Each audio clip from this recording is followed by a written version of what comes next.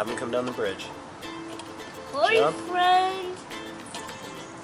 Jump. No, he needs to Son. wait too. You can't wave until you bring him down there, okay? First, he's gonna. August, go down the ramp. First, he's Son, I told you I need you. Okay, look at me.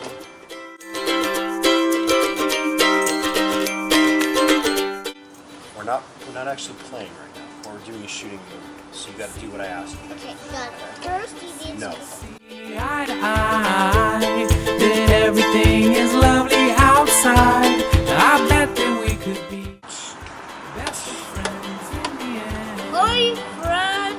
Hi, friend. You want to come over? Sure. Once upon a time, there were two kings who were really good friends. And yours sure feels nice to spin Well, through this lovely little world. Yeah, well, they were friends. They were good friends. More than friends in the end.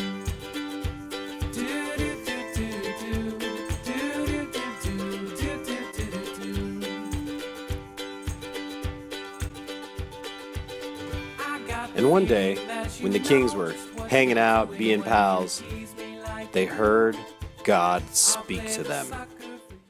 Blessed are those who are humble, for I will make their land great.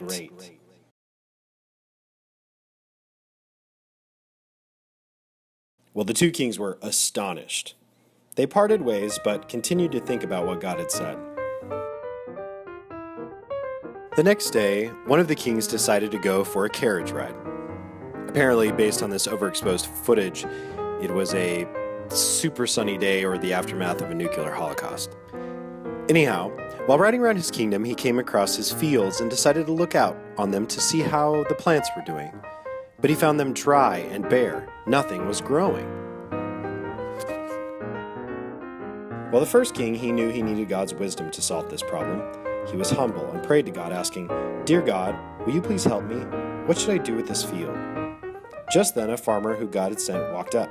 He said, "Hey, God sent me. I think you need to plant some seeds and put water on them." "Is that how plants grow?" "Yeah, that's how plants grow." "Oh, thanks."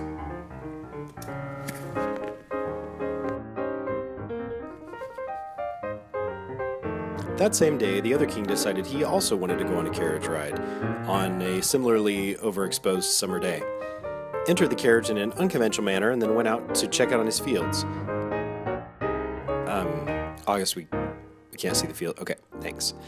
So he looked out on his field. He was shocked when he saw that the fields weren't growing any plants at all. That's weird.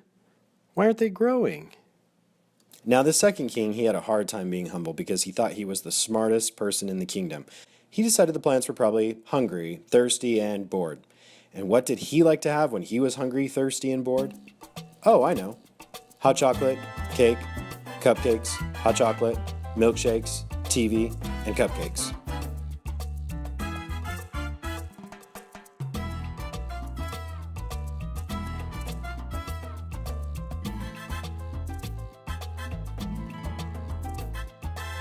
The next day, as the kings sat on their thrones, their subjects came to ask advice. A father came to the first king with a sick child. "Dear king, my daughter is sick, and I don't know what to do to help her. So, can you please tell me what I should do?" The humble king knew he needed to ask God for wisdom.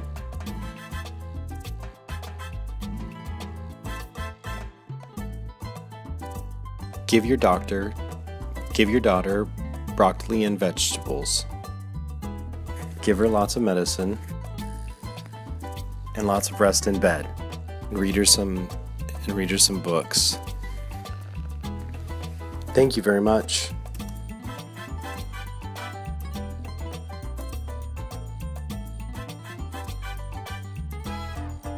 In the neighboring kingdom, a father brought his sick child to the not humble king and asked, "Dear king, my son is sick. I don't know how to make him feel better. Can you please tell me what to do?" Well, the second king, who was not humble, decided he knew what was best even though he wasn't a doctor.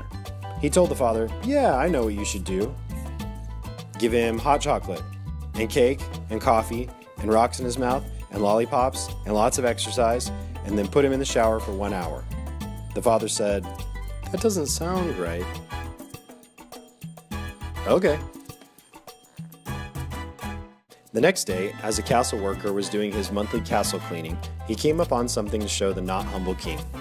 He brought up the box and opened it. Inside was a violin. The worker said, "Do you know how to play this?" The not humble king said, "I bet I know how to play this thing." And then he thought, "In fact, I bet I'm awesome at it." So he played it, and all his subjects covered their ears and screamed.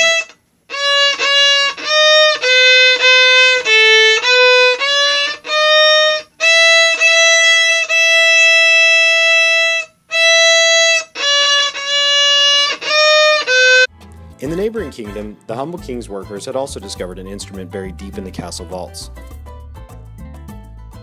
"Do you know how to play guitar?" "I've never played that before." And then he thought to himself, "I bet I have a subject around here who God is gifted with musical ability."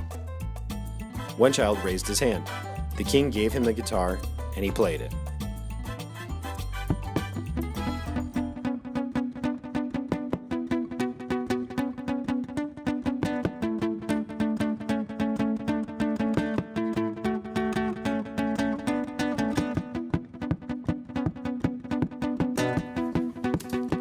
Just then the farmer came back to the humble king and said, "Look, the crops grew bread." And the king was like, "Yes!" The father with a sick child also came back and told the king, "Thank you for helping my daughter feel better. As a thank you present, I gave you an Xbox." And the king was like, "Yes!"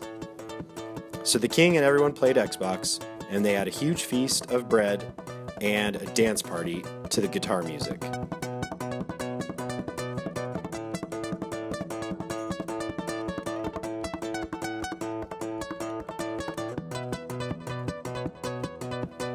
But in the kingdom of the not-so-humble king, no plants had grown, and the fields were still bare. Everyone had left because the king's violin playing was so bad. And so the not-humble king sat by himself in his kingdom, while the humble king, who had humbled himself before God, received what God had promised. The end.